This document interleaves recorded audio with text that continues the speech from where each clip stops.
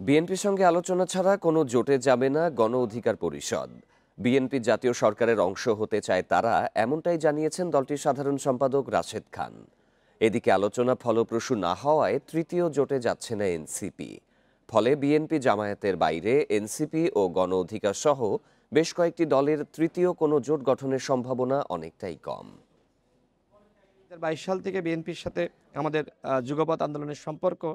দীর্ঘদিন ধরে এনসিপি, গণ অধিকার পরিষদ ও এবি পার্টি সহ বেশ কয়েকটি দলের নতুন জোট গঠন নিয়ে আলোচনা চলছে। বিএনপি জামায়াতের বাইরে গিয়ে সংস্কার কেন্দ্রিক নতুন ধারার রাজনীতি করতে চেয়েছিল তারা। বিজলি কেবলসের স্কিন কোটেড ইনসুলেশন আগুন প্রতিরোধী। বিজলি কেবলস, নিরাপদ আজীবন। বিএনপি এবং জামাতের যে জোটের আলোচনা হচ্ছে, এই জোটের বাইরে গিয়ে একটা নতুন রাজনীতির বন্দোবস্ত নিয়ে যারা কাজ করছে তাদের নিয়ে একটা জোট করা যায় কিনা। তবে বিএনপির সঙ্গে আলোচনা না করে কোনো জোটে যেতে চায় না গণ অধিকার পরিষদ। যুগপৎ আন্দোলনের শরিক দলগুলোকে নিয়ে জাতীয় সরকার গঠনের অঙ্গীকার জানিয়েছিল বিএনপি। সেই জাতীয় সরকারের অংশ হতে চায় গণ অধিকার পরিষদ। এখনও চূড়ান্ত সিদ্ধান্ত না পাওয়ায় ৩০০ আসনে নির্বাচনের প্রস্তুতি নিচ্ছে দলটি। যুগপৎ আন্দোলনের যে কমিটমেন্ট, ৩১ দফা সংস্কারের দফা, এগুলো আমরা একসাথে তৈরি করেছি এবং এই কমিটমেন্টের মধ্যে অন্যতম কমিটমেন্ট হলো জাতীয় সরকার গঠন করা। আর গণ অধিকার পরিষদ শুরু থেকেই মনে করে যে এই বাংলাদেশকে যদি আপনি সামনের দিকে নিয়ে যেতে চান, তো সেক্ষেত্রে জাতীয় সরকারের কোনো বিকল্প নাই। তো বিএনপির যেহেতু জাতীয় সরকারের কমিটমেন্ট আছে, তো সেক্ষেত্রে তাদের সাথে জোট নিয়ে আমাদের ইতিবাচকভাবে আলোচনা চলছে।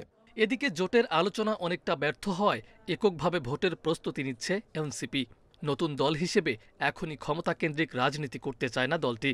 একেবারেই যে আমরা নাকচ করে দিচ্ছি সবকিছু, ব্যাপারটা তা না। তবে এই মুহূর্তে যেহেতু একটা আলোচনা হয়েছে নতুন জোটের, সেই আলোচনাটি এই মুহূর্তে বন্ধ আছে। এখন আমরা এককভাবেই আপাতত নির্বাচনের চিন্তা করছি এবং ভবিষ্যতের জোটের আলাপ আমি এখনই নাকচ করে দিতে চাই না, কারণ এটি নির্বাচনের আগ পর্যন্ত এই আলোচনা চলতে থাকবে। ছোট দলগুলোর নেতারা বলছেন, বিএনপি জামায়াতের বাইরে তৃতীয় জোট নির্বাচনে ভালো ফল করবে না। এমন আশঙ্কা থেকেই বড় দলের সঙ্গে আসন বণ্টনের আলোচনা চালিয়ে যাচ্ছে তারা। মাহফুজার রহমান মিলন, ইন্ডিপেন্ডেন্ট নিউজ, ঢাকা। এ নিয়ে আলোচনা করতে এবার রাজধানীর হাতিরপুল থেকে আমাদের সাথে যোগ দিচ্ছেন জাতীয় নাগরিক পার্টির কেন্দ্রীয় সংগঠক আরমান হোসাইন। আপনাকে স্বাগত। শুরুতে জানতে চাই, এনসিপির সাথে গণ অধিকার এবি পার্টির তো জোট হলো না, আপনাদের সাথে কারো মিল হচ্ছে নাকি? ধন্যবাদ আপনাকে। দেখুন, রাজনৈতিক জোট এটা রাজনৈতিক দলগুলোর মধ্যে যখন তাদের উদ্দেশ্য, কার্যক্রম এবং তাদের যে অবজেক্টিভ, সেই পয়েন্টে যখন তারা একটা কমন পয়েন্টে আসতে পারেন, একটি সাধারণ জায়গায় আসতে পারেন, তখন এই রাজনৈতিক জোটটা তৈরি হয়। আমরা জুলাইয়ের পর থেকে, এনসিপি গঠন করার পর থেকে আমরা যেটা আমাদের উদ্দেশ্য, আমরা যেটা নিয়ে কাজ করছি তা হচ্ছে একটি নতুন রাজনৈতিক শক্তি তৈরি করা, একটি নতুন রাজনৈতিক বলয় তৈরি করা। বিএনপি এবং জামাতের বাইরে বাংলাদেশে নতুন করে জনকল্যাণকামী যারা রাজনীতি করবেন, যারা দেশের মানুষের জন্য এবং সংস্কারকে এগিয়ে নেওয়ার জন্য রাজনীতি করবেন, এরকম দলগুলোকে নিয়ে একটি রাজনৈতিক জোট বা শক্তি তৈরি করার চেষ্টা এনসিপির একদম শুরু থেকে। তো এই আলোচনা এখন বর্তমানে বন্ধ আছে, এর মানে এই না যে হচ্ছে এই জোট অথবা এই আমাদের যে রাজনৈতিক উদ্দেশ্য বা ফ্রন্ট তৈরি করার যে আমাদের কার্যক্রম তা সফল হবে না, এভাবে বলার কোনো সুযোগ নেই। আমরা এখনো আলোচনা করছি জনাব আরমান হোসেন, সেক্ষেত্রে আপনি যেটা বলছিলেন যে বড় রাজনৈতিক দলগুলো বিএনপি বা জামায়াত, তাদের কারোর সাথে আপনারা জোট করছেন না?